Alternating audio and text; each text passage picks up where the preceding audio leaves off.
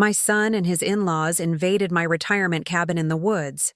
They even made a toast to getting the inheritance early. What they didn't know was that I had installed hidden cameras, and the blizzard trapped them. And when they saw the police had been called, their faces turned ghost white. I'm glad to have you here. Follow my story until the end and comment the city you're watching from, so I can see how far my story has reached. My name is Erin, and at 63 years old, I thought I had seen enough betrayal in my lifetime. I was wrong. It was a crisp October morning when I decided to drive up to my retirement cabin in the Adirondacks. The place had been my sanctuary for the past 5 years, a modest 2-bedroom log house nestled among towering pines, where I planned to spend my golden years in peace. The drive usually took 3 hours from Albany, but I had left early, hoping to beat the weekend traffic. I hadn't told Fred I was coming. My 35-year-old son had his own key. After all, family should be able to use the cabin when needed. That's what I believed anyway. That's what any loving mother would believe. As I turned down the gravel road leading to my property, I noticed tire tracks in the dirt, fresh ones. My heart gave a little flutter of excitement. Maybe Fred had brought his wife Stella and their kids for a weekend getaway. It had been months since we'd all spent time together, and despite our recent tensions, I missed my grandchildren terribly. But as I approached the cabin, something felt wrong. Music was playing, loud music, and I could hear laughter echoing through the trees, multiple voices. This wasn't a quiet family retreat. I parked behind the trees, about 50 yards from the house, hidden from view. Call it intuition, call it paranoia, but something told me to observe before announcing my arrival. Through the large picture window, I could see movement inside. People were gathered around my dining table, and from the looks of it, they were having quite a celebration. I crept closer, staying in the shadow of the pine trees. My heart was pounding so hard I could hear it in my ears. As I got nearer to the window, the voices became clearer, and what I heard made my blood turn to ice. Finally free of the old controlling witch, Fred's voice carried clearly through the glass. My son, my only child, the boy I had raised alone after his father died, was sitting at my own table, raising a glass of what looked like my good bourbon. No more guilt trips, no more manipulation, just pure freedom. Stella, his 32-year-old wife, laughed that sharp, bitter laugh I had grown to recognize over the years. I told you she'd never change, baby. Some people are just toxic, even when they're family, especially when they're family. I pressed myself against the rough bark of a pine tree, my knees suddenly weak. Were they talking about me? My hands trembled as I strained to hear more. The best part, Stella continued, her voice dripping with satisfaction, is that she actually thinks we care about her opinion. All those years of pretending to listen to her advice, nodding along like good little children. She took a swig from her glass. God, I'm so tired of pretending. Fred nodded enthusiastically. Remember last Christmas when she gave us that lecture about spending too much money? Acting like she's our financial advisor when she's just a bitter old woman living in the past. My chest tightened. Last Christmas, I had gently suggested they might want to budget more carefully after Stella mentioned their credit card debt. I thought I was being helpful, caring. Apparently, I was wrong. And don't get me started on how she thinks she knows better about raising our kids, Stella added, rolling her eyes dramatically. Like, hello, they're our children, not hers. Just because she managed to screw up one kid doesn't make her an expert. The words hit me like physical blows. Screw up one kid? Was that how they saw Fred's upbringing? The years I worked double shifts as a nurse to keep us afloat after his father died? The sacrifices I made to ensure he could go to college, to give him every opportunity I never had? But Fred didn't defend me. Instead, he laughed. You're right. She never knew when to back off, always inserting herself where she didn't belong. I sank lower behind the tree, my legs giving out completely. I was now crouching in the dirt, my designer jeans getting stained with pine needles and mud, but I didn't care. The physical discomfort was nothing compared to the emotional devastation washing over me. Through the window, I watched as Stella walked around my living room like she owned it, picking up my belongings and examining them with obvious disdain. She paused at the mantelpiece, where I kept family photos, and made a disgusted face. "Look at all these pictures of herself," she called out to Fred. "Narcissistic much? When we inherit this place, the first thing I'm doing is burning every single one of these." Inherit this place? My hands clenched into fists. This cabin represented everything I had worked for, every overtime shift, every weekend I spent planning and saving instead of relaxing. And they were already dividing it up like I was dead and buried. Fred joined his wife at the mantelpiece. "We should probably redecorate the whole place anyway, get rid of all this country cottage nonsense and make it more modern. Maybe we could even rent it out on those vacation apps when we're not using it." "Brilliant idea," Stella purred, wrapping her arms around Fred's waist.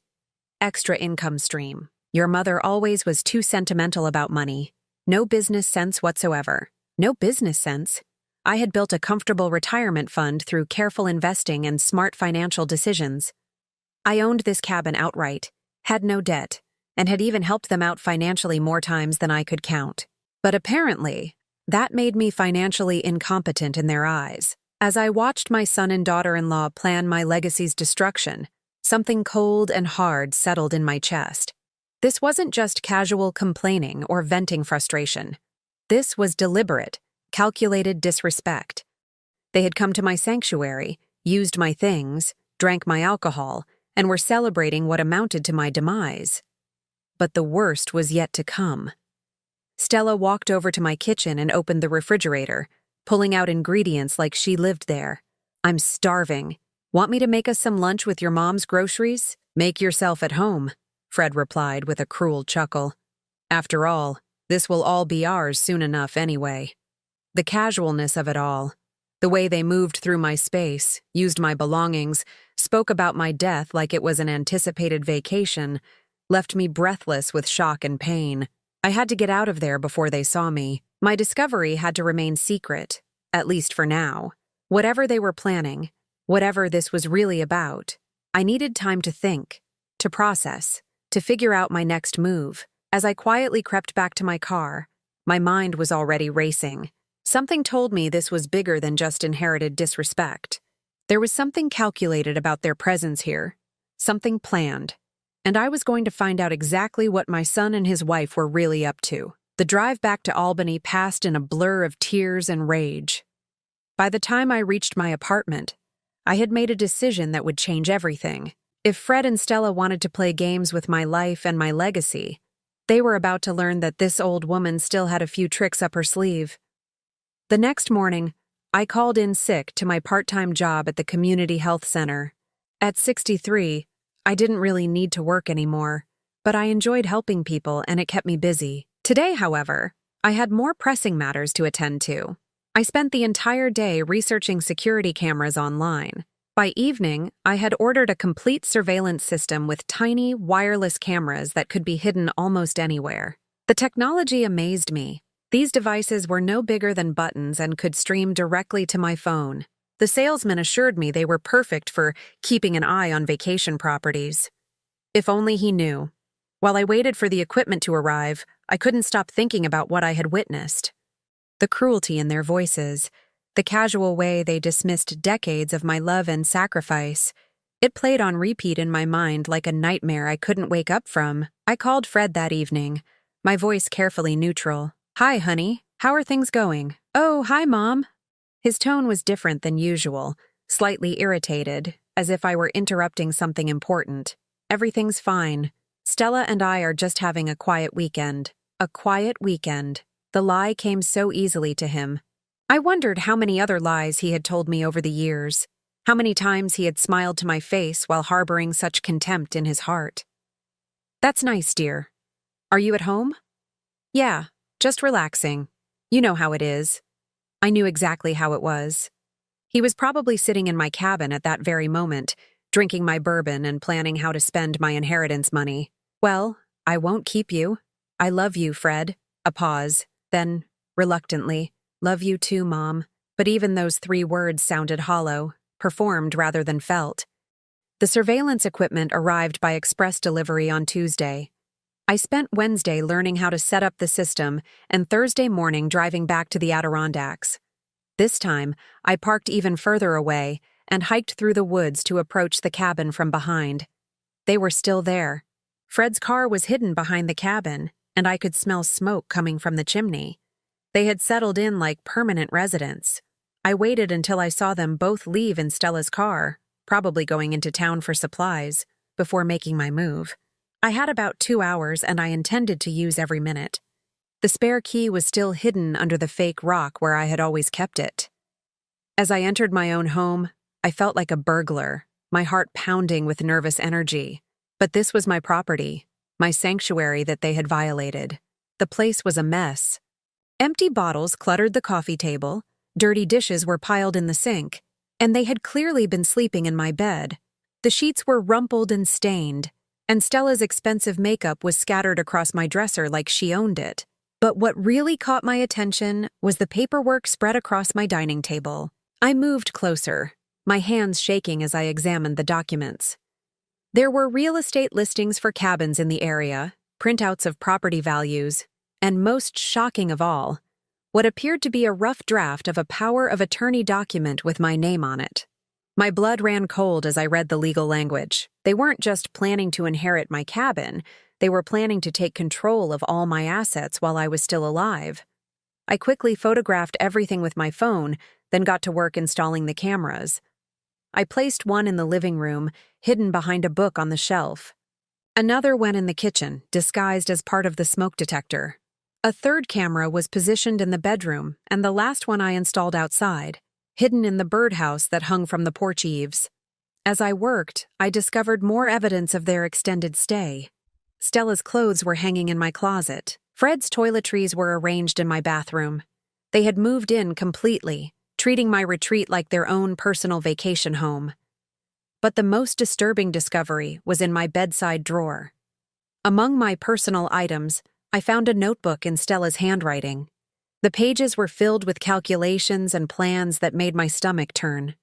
E's monthly income, approx $3,200, one entry read.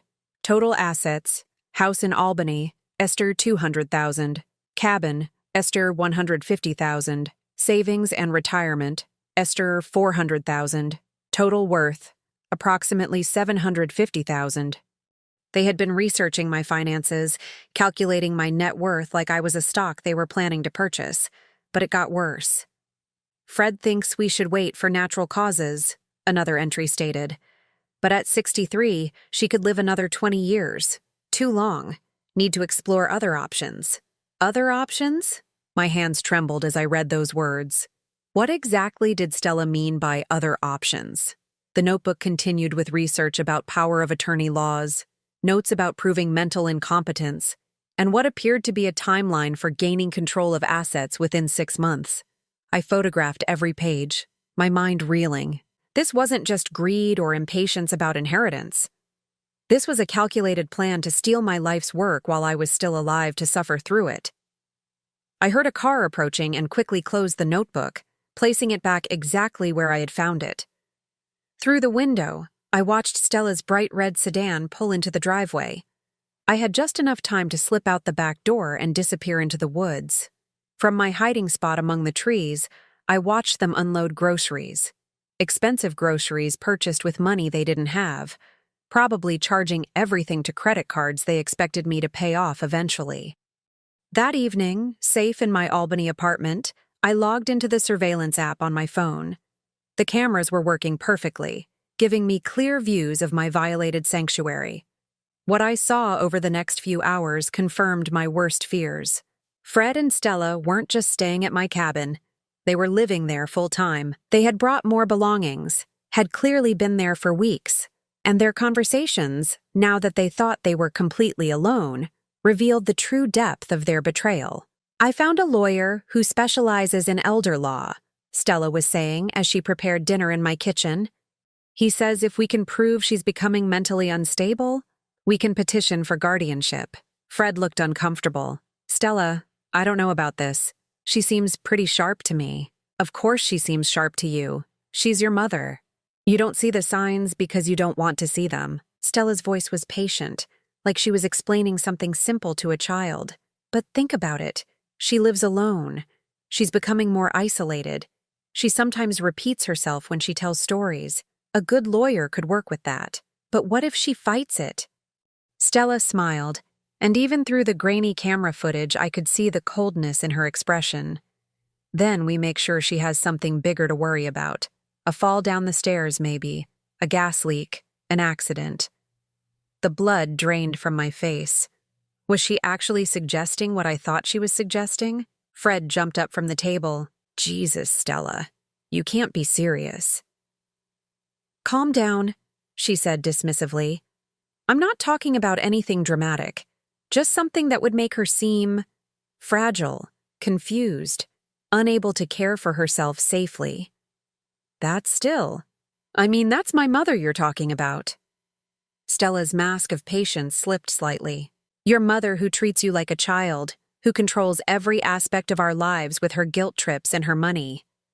Your mother who thinks she knows better than everyone else about everything. When was the last time you made a decision without worrying about what Aaron would think?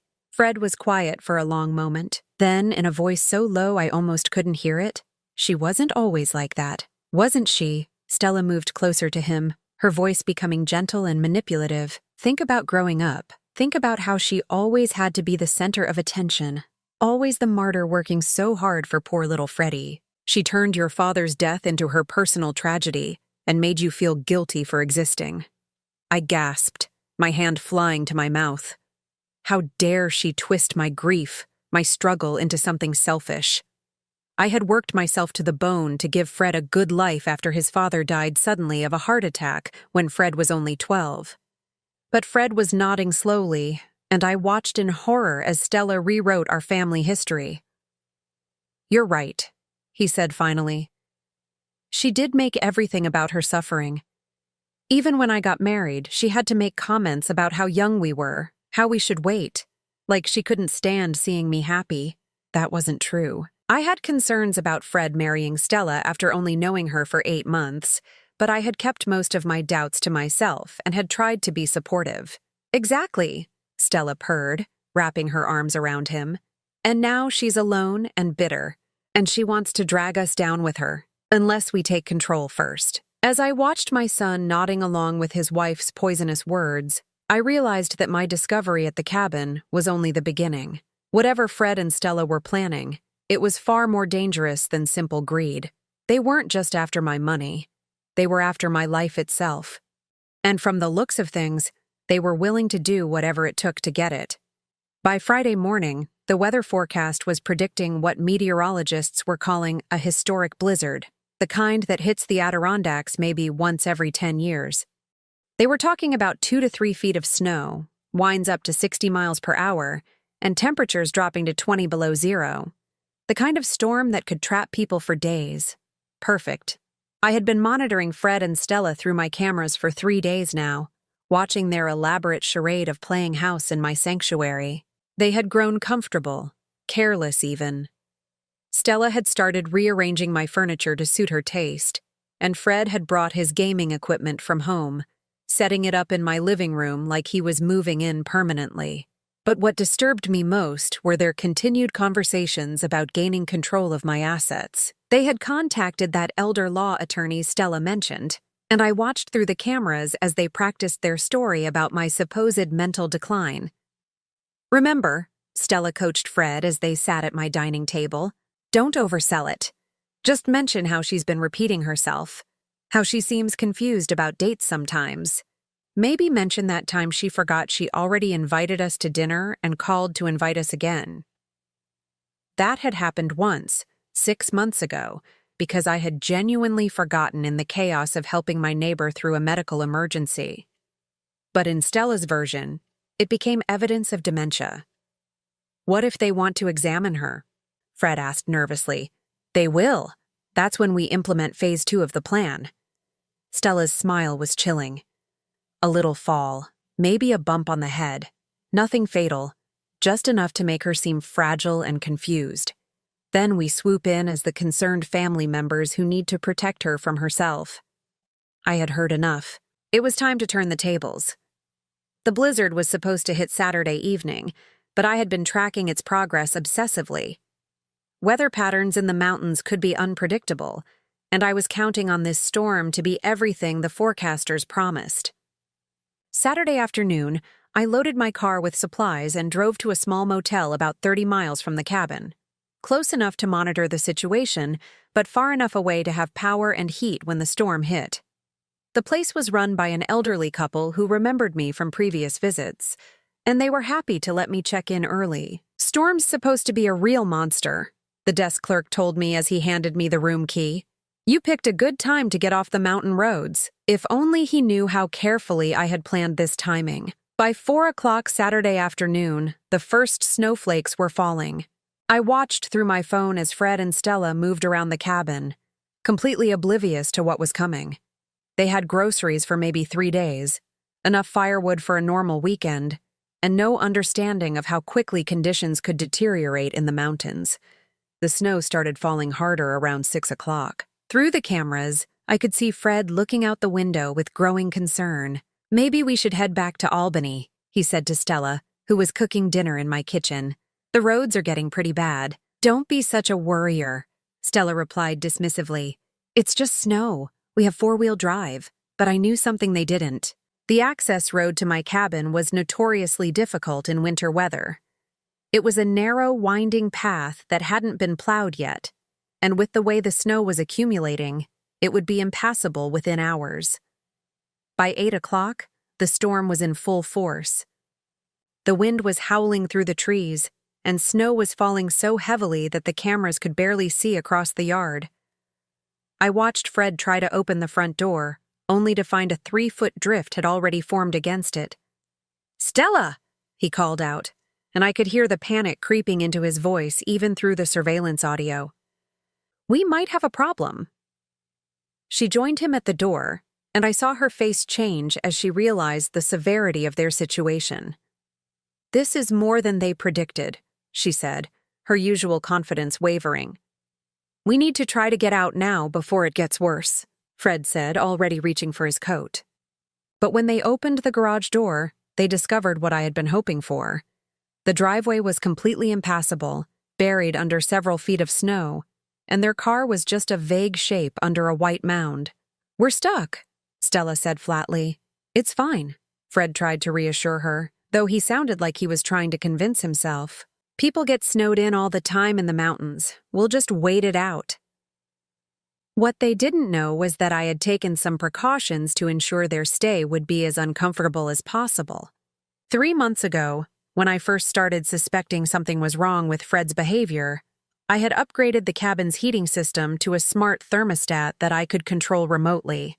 I had also installed a master electrical panel that would allow me to control power to different parts of the house from my phone. As the storm raged outside, I began my own campaign from the safety of my motel room. First, I turned the heat down to 55 degrees, not enough to cause real harm, but cold enough to make them miserable. Within an hour, I could see them bundling up in extra clothes and starting a fire in the fireplace. "Why is it so cold in here?" Stella complained, checking the thermostat. "This thing says 55 degrees. Fred examined the unit, pressing buttons randomly. "I don't know how to work Mom's fancy system. Maybe the storm affected it somehow." "Well, figure it out. I'm freezing." But no matter what Fred did, he couldn't override my remote control. I watched with grim satisfaction as they piled blankets on the couch and huddled together by the fire. Around midnight, I cut the power to the kitchen. The refrigerator went dark, along with the microwave and electric stove. They still had the gas burners, but no way to keep food cold or use any of the other appliances. "Now the power's going out," Fred said, flipping switches uselessly. "This is turning into a nightmare." "It's just sections of the house," Stella observed, noting that the living room lights still worked. Maybe the storm damaged something. I let them stew in the cold and confusion for several hours before implementing the next phase of my plan. At 3 in the morning, I turned off the power to the well pump. By morning, they would have no running water. Sunday dawned gray and brutal. The storm had dumped nearly 3 feet of snow overnight, and the wind was still howling. Through the cameras, I watched Fred and Stella wake up to a harsh new reality. "The water's not working," Fred announced after trying the kitchen faucet. "Nothing's coming out." Stella tried the bathroom sink with the same result. "How is that possible?" "The pump must have frozen or lost power," Fred said, though he clearly had no idea how to fix it. "We'll have to melt snow for drinking water." I watched them trudge outside in the blinding snow, struggling to fill pots with snow to melt on the gas stove. They were already exhausted, and it was only the first full day. But the real test of their partnership was about to begin. By Sunday afternoon, with no heat, no running water, and limited food options, the stress was starting to show. I watched through the cameras as their perfect little charade began to crack. "This is your fault," Stella snapped at Fred as he struggled to start another fire. "I told you we should have left yesterday morning." "You're the one who said it was just snow," Fred shot back. "You're the one who wanted to stay and enjoy the storm. Don't you dare blame me for your mother's crappy cabin in the middle of nowhere. What kind of place doesn't have a backup generator? It's not a crappy cabin, and if you hadn't insisted on staying here so long, we would have been home safe." I leaned forward in my motel room chair, fascinated by how quickly their united front was crumbling. When they were plotting against me, they were a team. But under pressure, their true colors were showing. "You know what?" Stella stood up, wrapping a blanket around herself like armor. "I'm starting to think your mother was right about you. You can't handle responsibility. You can't make decisions. You're just a weak man who needs someone else to think for him." The words hit Fred like a physical blow. "Don't you dare bring my mother into this. You're the one who's been poisoning me against her." "Poisoning you? I opened your eyes. Your mother is a controlling, manipulative woman who's been treating you like a child your entire life, and you're too weak to see it." "She's not controlling. She cares about me." "Oh, please, she cares about owning you, just like she owns this stupid cabin and everything else in her life. She's a lonely, bitter old woman who can't stand to see other people happy." I felt tears stinging my eyes, even though I had expected this. Hearing my son defend me, even weakly, was a small comfort, but Stella's venom was working its way back into his mind. "Maybe you're right," Fred said finally, his voice defeated. "Maybe I am weak, but at least I'm not a heartless bitch who plots to steal from old women." The silence that followed was deafening. Even through the camera's limited audio, I could feel the tension crackling between them. "What did you just call me?" Stella's voice was dangerously quiet. "You heard me. A heartless bitch. That's what you are, Stella. And I'm starting to wonder why I ever married you." Stella's face went white with rage. "You married me because I was the best thing that ever happened to your pathetic life. And if you don't remember that, maybe I should remind you of a few things." "Like what?" "Like who came up with the plan to get your mother's money in the first place? Like who's been doing all the research and making all the arrangements while you sat around feeling guilty? Like who's going to make us rich while you're too much of a coward to do what needs to be done?" Fred stared at her, and I watched something shift in his expression. "You're right. You did come up with the plan. All of it. I never wanted to hurt her." "Well, it's too late now. We're already committed. Your mother is going to sign those papers one way or another." "And if she doesn't?" Stella's smile was cold and calculating. "Then we'll make sure she has an accident that leaves her unable to refuse." Even through the grainy surveillance footage, I could see Fred's face go pale. He was finally understanding what kind of woman he had married, what kind of monster he had let into his life, and what kind of danger I was really in. As I watched my son and his wife tear each other apart in my violated sanctuary, I realized that the storm outside was nothing compared to the one I was about to unleash on their lives. The real blizzard was just beginning. By Monday morning, Fred and Stella had been trapped in my cabin for 2 days, with minimal heat, no running water, and dwindling supplies. The storm was finally beginning to weaken, but the damage to their relationship was just beginning to show. I watched through my cameras as they moved around each other like hostile strangers, speaking only when necessary, Fred had spent the night on the couch, wrapped in every blanket he cored find, while Stella claimed the bedroom. The romantic partnership that had seemed so united in their plans against me was fracturing under pressure. But I wasn't done with them yet. From my comfortable motel room, I had been monitoring not just the weather, but also the local emergency services. The roads were still impassable, and it would be at least another day before plows could reach the remote mountain roads. Fred and Stella were going to be stuck together a little while longer. Around noon on Monday, I decided to escalate their discomfort. I turned off the power to the entire cabin except for one outlet in the living room. Let them figure out how to manage with virtually no electricity. Now everything's out. Fred's voice carried clearly through the surveillance audio as he flipped light switches uselessly.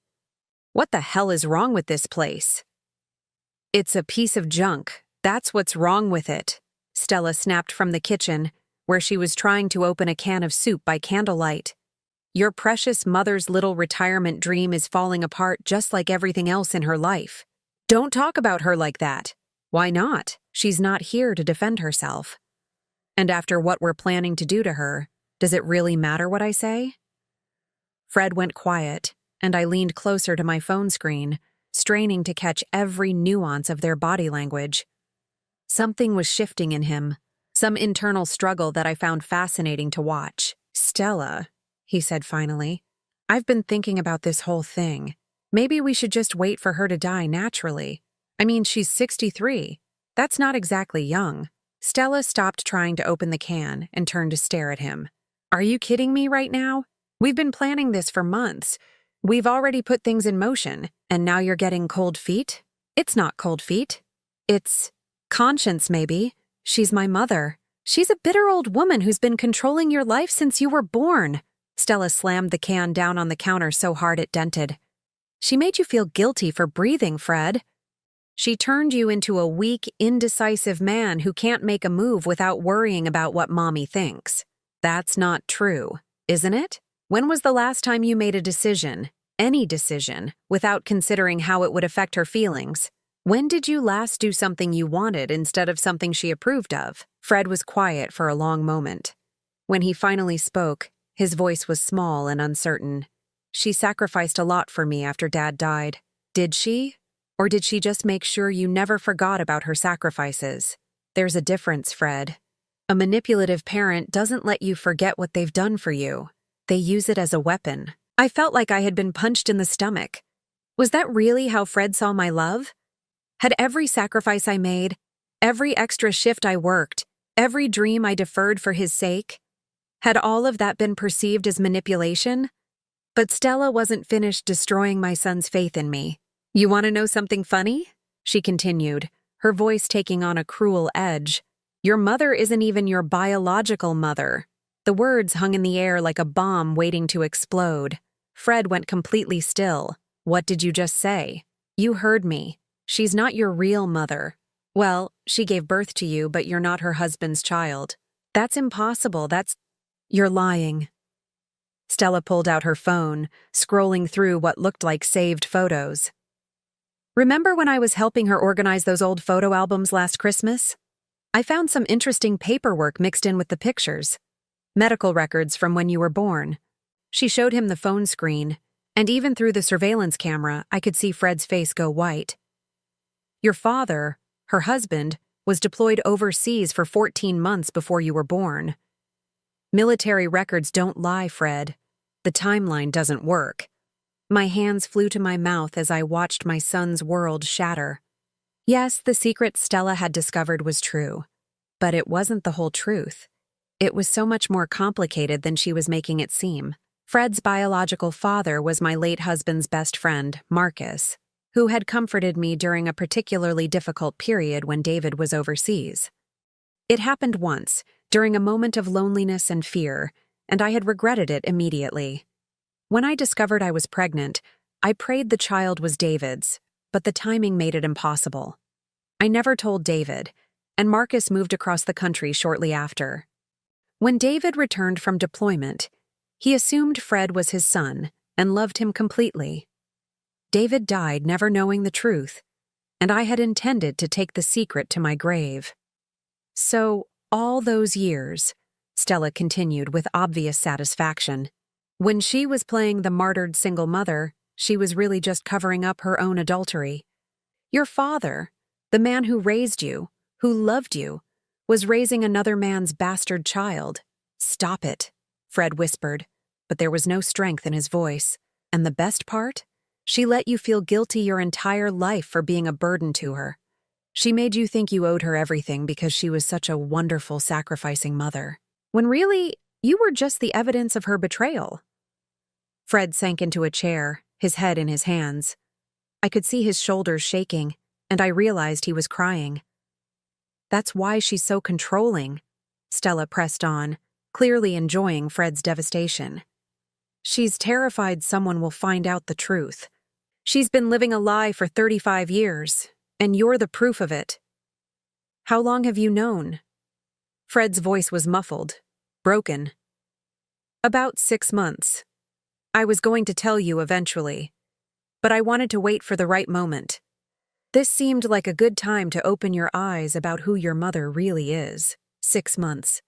Stella had been sitting on this information for 6 months, waiting for the perfect moment to use it as a weapon. The calculated cruelty of it took my breath away. She doesn't deserve your guilt, Fred. She doesn't deserve your love. She certainly doesn't deserve your protection. She's a liar and a cheat who destroyed your family before you were even born.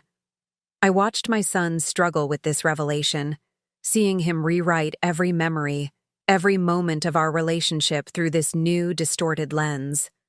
Stella was taking my greatest shame, my deepest regret, and turning it into a justification for destroying what was left of our family. But he still raised me, Fred said weakly. Dad still loved me. Because he didn't know the truth. Don't you think he deserved to know? Don't you think he had a right to decide whether he wanted to raise another man's child? I don't. I can't. Your mother robbed him of that choice. She robbed you of knowing your real father. She built your entire family on a lie. Fred looked up at Stella, and I saw something die in his eyes. You're right. She is a liar. She's worse than a liar. She's a fraud. Everything about her perfect mother act is fake. She's been manipulating you with guilt and false sacrifice for your entire life. What about the rest of the plan? Fred asked, his voice hollow. What about it? Now you know you don't owe her anything. Not love, not respect, not protection. She's just an obstacle between us and the financial security we deserve. The power of attorney papers are already drawn up. We just need her signature. And after what you've learned today, I don't think you'll have any trouble getting it. Fred was quiet for a long time. When he finally spoke, his voice was different, harder, colder. What if she refuses to sign? Stella smiled, and there was something genuinely frightening about her expression. Then we proceed with the backup plan, a little accident that leaves her confused and dependent. Then we petition for guardianship based on her mental incapacity. What kind of accident? Nothing too dramatic. Maybe she falls down the stairs at her apartment, hits her head just hard enough to cause some confusion, some memory problems. Tragic, but not suspicious. You want me to hurt my own mother? She's not your mother, Fred. Not really. She's just the woman who lied to you for 35 years and let you think you killed your father with the stress of raising a bastard child. I gasped, my hand flying to my mouth. David had died of a heart attack when Fred was 12, but it was genetic. His father and grandfather had both died young of heart disease. Fred had never blamed himself for David's death, had never even suggested such a thing. But now Stella was planting that seed of guilt, twisting the knife even deeper. I never thought. Dad's heart attack wasn't it? The stress of working extra jobs to support you, the financial pressure, the sleepless nights worrying about your future. You think that didn't contribute to his early death? It was a lie, a horrible manipulation, but I could see it working on Fred's devastated psyche. Stella was taking every good memory, every loving moment, and poisoning it with suspicion and false guilt. She owes you more than money, Stella continued. She owes you a lifetime of lies. Taking her assets isn't theft. It's compensation for what she stole from you. Fred nodded slowly, and I watched my son transform before my eyes from a confused, guilty man into someone harder and more dangerous. "You're right," he said finally. "She does owe me." "So you'll do whatever it takes to collect?" "Yes, whatever it takes." As I watched this conversation unfold, I realized that Stella hadn't just revealed my secret to hurt Fred. She had weaponized it, turned it into justification for whatever they were planning to do to me. And from the cold determination I now saw in my son's eyes, I knew that whatever was coming next was going to be far worse than anything I had imagined. The storm outside might have been weakening, but the real tempest was just beginning, and I was about to find out exactly how far my own son would go to destroy the woman who had raised him. Even if that woman wasn't perfect, even if she had made terrible mistakes, even if she had loved him more than her own life, despite everything. Tuesday morning brought the sound of snowplows in the distance, their rumbling engines cutting through the mountain silence like mechanical thunder. From my motel room, I watched the surveillance footage as Fred and Stella heard the same sound and rushed to the windows of my cabin. "Finally!" Stella exclaimed, pressing her face against the glass. "We can get out of this nightmare," but I had other plans. Over the past 3 days, I had been busy with more than just watching my son and daughter-in-law destroy each other. I had been building a case. Every conversation, every revelation, every damning word had been recorded on my surveillance system. But more importantly, I had been gathering evidence of their illegal activities. The forged power of attorney documents, the research into my financial assets, the plans to have me declared mentally incompetent, and most damning of all, their recorded conversations about causing me accidents to facilitate their theft. At 9:30 Tuesday morning, I made the call I had been planning for days. "State Police, how can I help you?" "This is Aaron Walsh. I need to report a break-in and attempted fraud at my property in the Adirondacks." My voice was steady, calm, betraying none of the emotional turmoil of the past few days. "What's the nature of the incident, ma'am?" "My son and his wife have illegally occupied my cabin and are planning to steal my assets through forged documents and false claims of mental incompetence. I have video evidence of everything." There was a pause.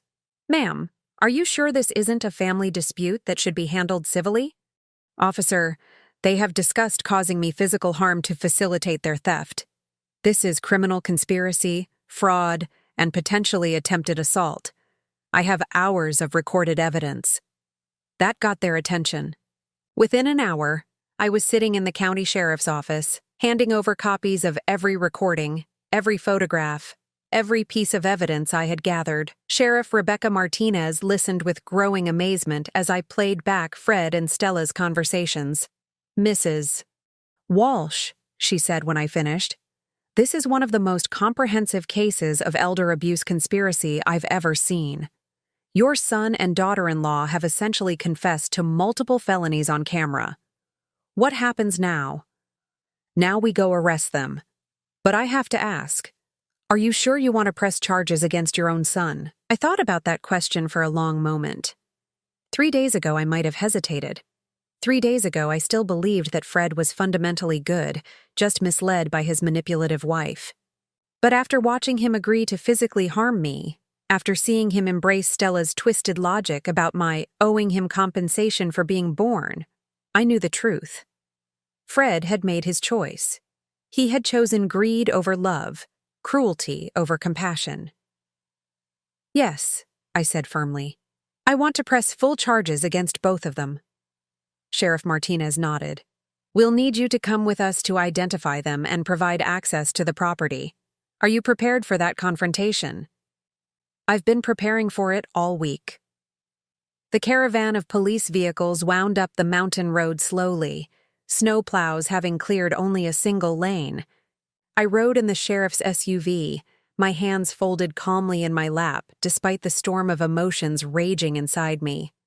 Through my phone app, I could see Fred and Stella packing frantically, trying to erase evidence of their extended stay. They had found some of the surveillance cameras, not all of them, but enough to realize they might have been observed. "Do you think she knows?" Fred was asking anxiously as he stuffed legal documents into a bag. "How could she know? She's been in Albany this whole time, Stella replied, but her voice lacked its usual confidence. We just need to get out of here and regroup. What if the cameras recorded us talking about the plan? Then we deny everything. It's our word against some fuzzy surveillance footage. No one's going to believe a lonely old woman's paranoid fantasies. But as we pulled into the clearing around my cabin, I saw their faces change through the window. 3 police vehicles, a sheriff's SUV, and an ambulance. Because when you're arresting people for conspiracy to commit elder abuse, you prepare for anything. Oh my God, Stella whispered, grabbing Fred's arm. This is not good. Maybe it's about something else, Fred said desperately. Maybe someone else reported the break-in. Who else would? Oh no, oh no, oh no, oh no. Through the surveillance cameras, I watched them realize the truth at the same moment I stepped out of the sheriff's vehicle. Even from a distance, I could see the color drain from their faces. She's here, Fred said, his voice barely audible. Mom's here. With the police? Stella added unnecessarily. Sheriff Martinez approached the cabin's front door while I hung back, still recording everything on my phone. The other officers positioned themselves around the building's exits. This is the county sheriff's office, Martinez called out, her voice carrying clearly in the crisp mountain air. We have a warrant to search these premises and arrest warrants for Fred Walsh and Stella Walsh. Please exit the building with your hands visible. The silence that followed was deafening. Through my camera feeds, I could see Fred and Stella standing frozen in my living room, clutching each other like drowning people. What do we do? Fred whispered. We lawyer up and say nothing, Stella hissed back. Nothing at all. Fred Walsh and Stella Walsh, the sheriff called again. You have 30 seconds to exit voluntarily or we're coming in. The front door opened slowly, and Fred emerged first, his hands raised, his face pale with shock and fear. Stella followed, her usual composure completely shattered. When they saw me standing behind the police vehicles, their expressions went through a remarkable transformation. Fred looked devastated, like a child caught in the worst possible lie. But Stella looked furious. You set us up, she said loudly, pointing an accusing finger at me as the officers approached with handcuffs. You crazy old bitch, you set us up. Ma'am, please remain calm, one of the officers said as he began reading them their rights. Remain calm? This woman is insane. She's been stalking us, harassing us. We were just staying at the family cabin. Sheriff Martinez looked at me questioningly, and I nodded, pulling out my phone to show the recordings. Stella Walsh, the sheriff said, you're under arrest for conspiracy to commit fraud, elder abuse, and criminal trespass. Fred Walsh, you're under arrest for the same charges, plus conspiracy to commit assault. As the handcuffs clicked into place, Fred finally found his voice. Mom, he called out, his tone pleading. Mom, please, this is all a misunderstanding. We can work this out. I walked closer, close enough to see the desperation in his eyes, the fear that was replacing his earlier coldness. A misunderstanding? I repeated calmly. Is that what you call planning to have me declared mentally incompetent so you could steal my assets? We never. We were just... Is that what you call discussing how to cause me an accident so I would be too confused to resist your theft? Fred's mouth opened and closed like a fish gasping for air. Beside him, Stella had gone ominously quiet, her lawyer-up strategy apparently kicking in. I have recordings of everything, I continued, my voice steady despite the pain in my heart. Every conversation, every plan, every cruel word you spoke about the woman who raised you, every detail of how you intended to rob me and hurt me. You were spying on us, Stella exploded. That's illegal. You can't record people without their consent. Sheriff Martinez looked amused. Actually, ma'am, in this state, property owners have the right to monitor their own premises. Mrs. Walsh broke no laws by installing security cameras in her own cabin. But she wasn't even here. She was manipulating the situation from a distance. What I was doing, I said, stepping closer to look Stella directly in the eyes, was protecting myself from people who wanted to steal my life's work and possibly cause me physical harm. What you were doing was committing multiple felonies. I turned to Fred, and for a moment my composure wavered.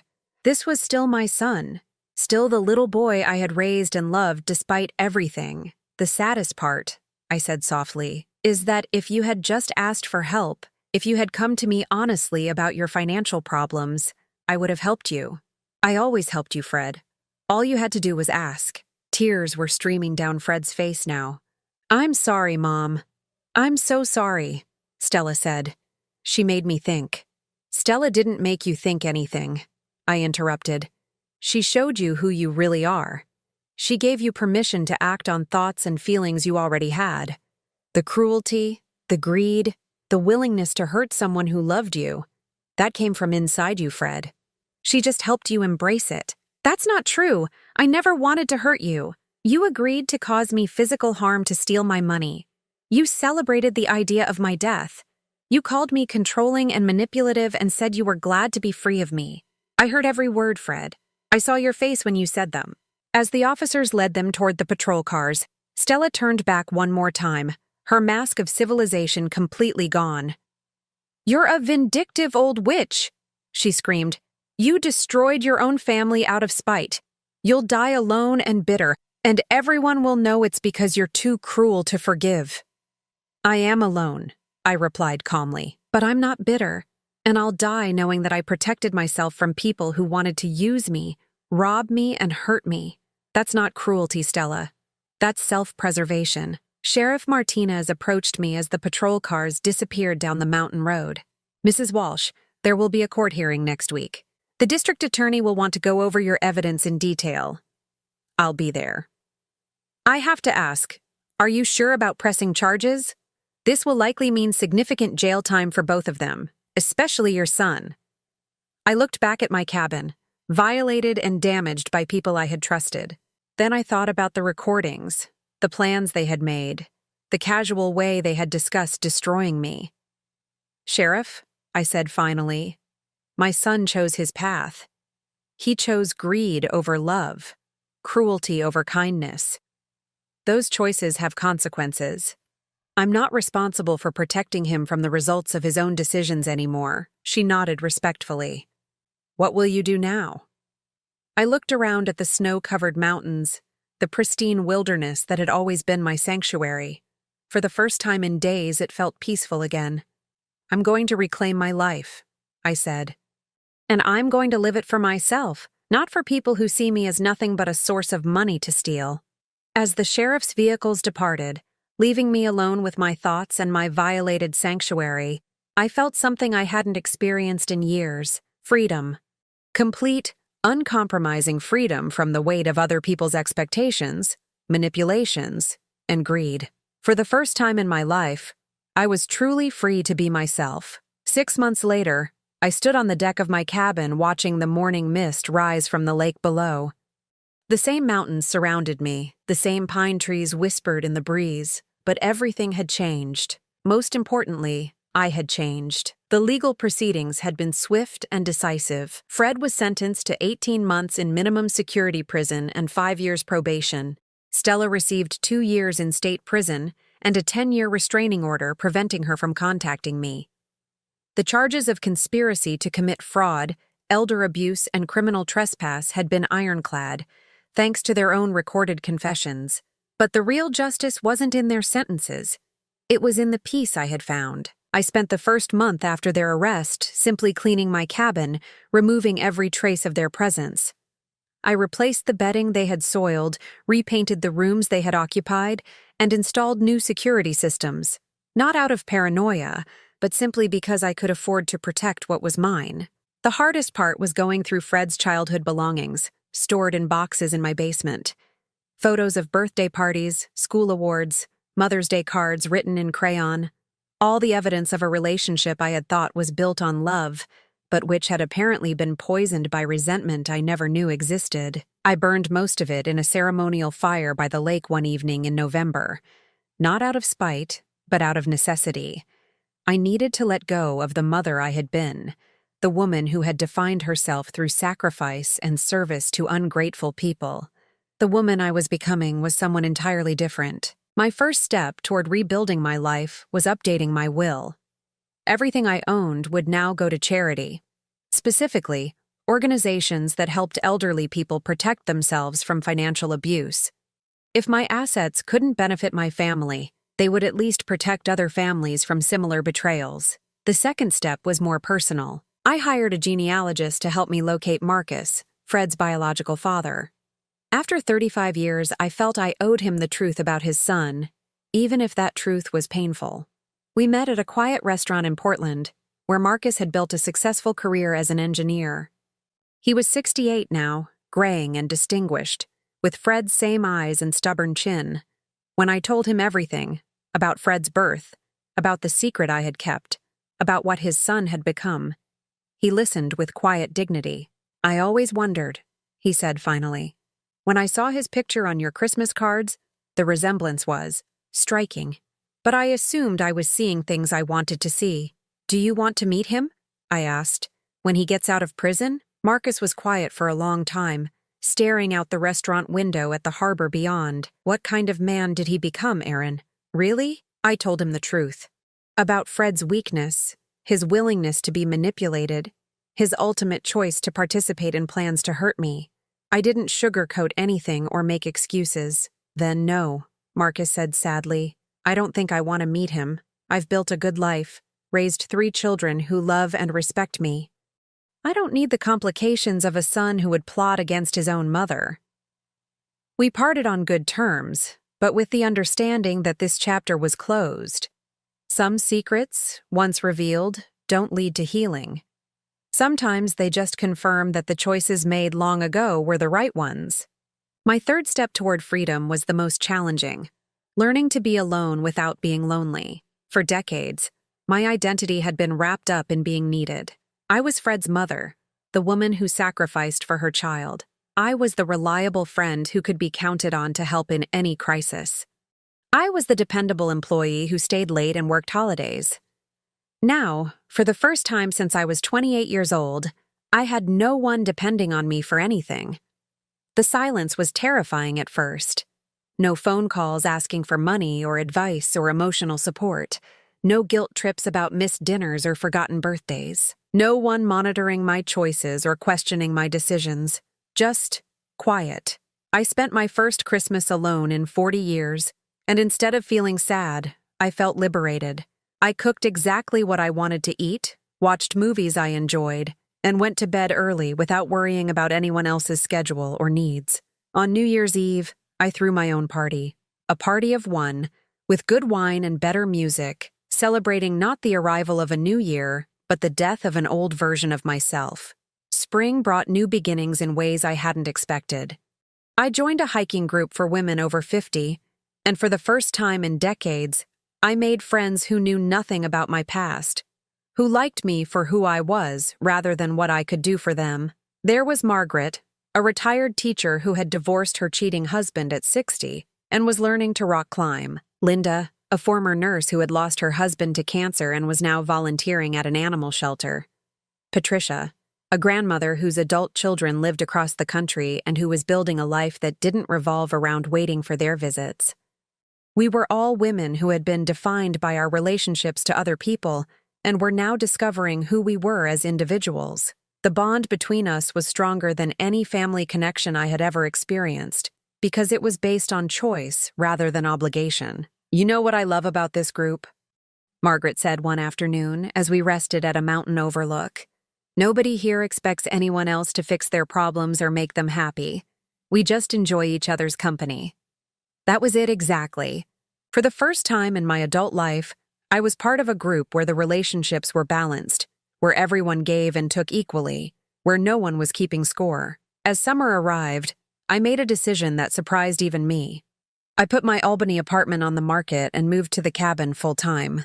The place that had been violated by Fred and Stella was now truly mine, cleaned and reclaimed and filled with new memories. I converted the spare bedroom into an art studio and took up watercolor painting, something I had always wanted to try but never had time for when I was busy being indispensable to other people. I wasn't particularly good at it, but that wasn't the point. The point was that I was doing something purely for my own enjoyment.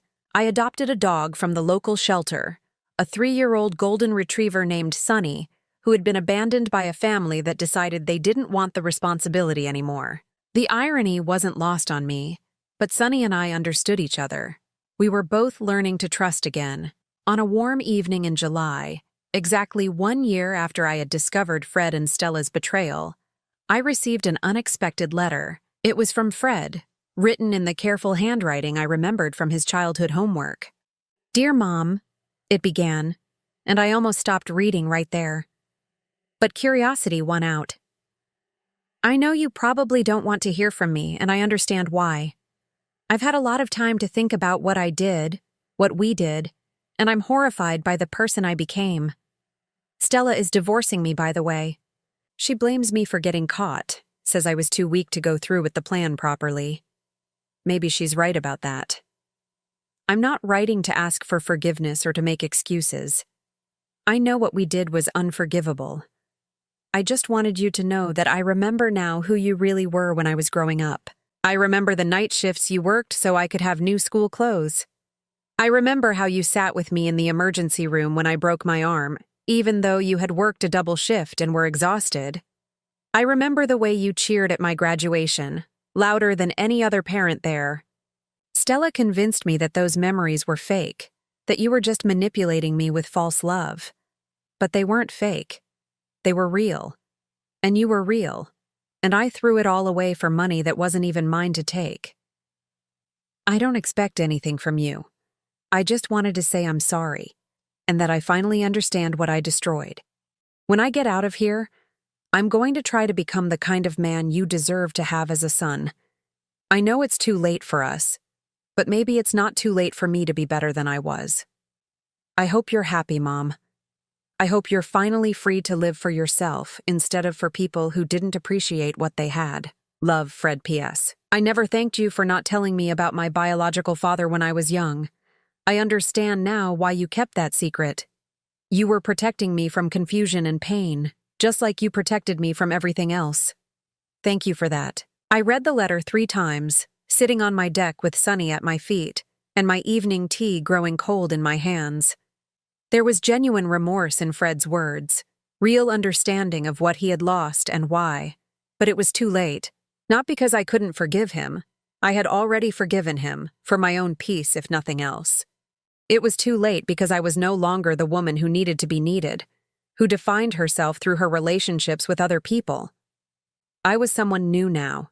Someone who painted terrible watercolors because they made me happy. Someone who hiked mountains with friends who chose to spend time with me. Someone who went to bed when she was tired and ate what she wanted, and made decisions based on her own desires rather than other people's expectations. I was free. That evening, I wrote a short letter back to Fred. I accept your apology, and I hope you do become a better man.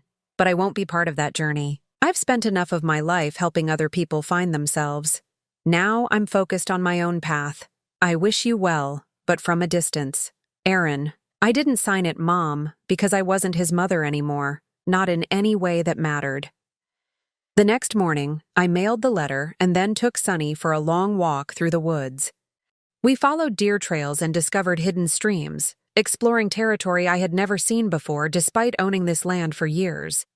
When we returned home, I made myself lunch and sat on the deck to eat it, watching the lake sparkle in the afternoon sun. My phone was turned off, my calendar was empty, and my evening stretched ahead of me with no obligations or expectations. For the first time in my 64 years, I belonged completely to myself, and it was the most beautiful feeling in the world. As the sun set behind the mountains, painting the sky in shades of gold and crimson, I raised a glass of wine in a private toast. To freedom, I said aloud, and Sunny wagged his tail as if he understood. The mountains echoed with silence, and it was perfect. Now I'm curious about you who listened to my story. What would you do if you were in my place? Have you ever been through something similar? Comment below. And meanwhile, I'm leaving on the final screen 2 other stories that are channel favorites, and they will definitely surprise you. Thank you for watching until here.